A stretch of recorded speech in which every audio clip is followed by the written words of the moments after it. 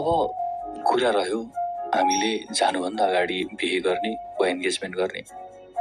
जे जस्तो गरे पनि सम्बन्धलाई एउटा नाम दिनुपर्ने आवश्यकता थियो। तर मलाई डर थियो अब घरमा कसरी भन्ने। त्यसपछि आँट बटुले र घरमा गएर मम्मीलाई भने, एउटा यस्तो साथी छ, ऊ बाहिर जान आँटेको छ, बाहिर जानुभन्दा अगाडि वैवाहिक सम्बन्ध कागजी रूपमा भए पनि प्रक्रिया पुर्याएर जाने कुरा गर्दैछ, के गर्ने होला। मेरो बाबा आमालाई मैले त्यसरी बोलाएर सोधेपछि उहाँहरू निकै सपोर्टिभ हुनुहुन्थ्यो नै।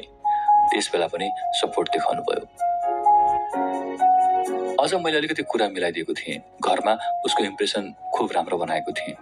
हामी प्रेम सम्बन्धमा छौँ भन्दा पनि, मम्मी त्यो एमआरबी छ नि, हो उसले त मलाई मन पराउँदो रहेछ, अनि उसको डिबी परे ऊ बाहिर जानुभन्दा अगाडि मलाई आई लभ यू भने मैले त आई लभ यू भन्नुभन्दा पनि मेरो घर गएर माग्नुहोस् भनेर भनिदिएको छु, के गर्ने भनेर मैले घरमा सोधेँ। मेरो कुरा त सुन्नुभयो। मैले मान्छे जेन्युन छ के गर्ने भनेर प्रश्न गरेकोमा मम्मीले खासै सिरियसली लिनु भएन क्यारे भन्नुभयो। ए अहिले त सानै छस्, यस्तो कुरा नगर, छोड्दे, पछि विचार गरौँला, यही जवाफ थियो मम्मीको।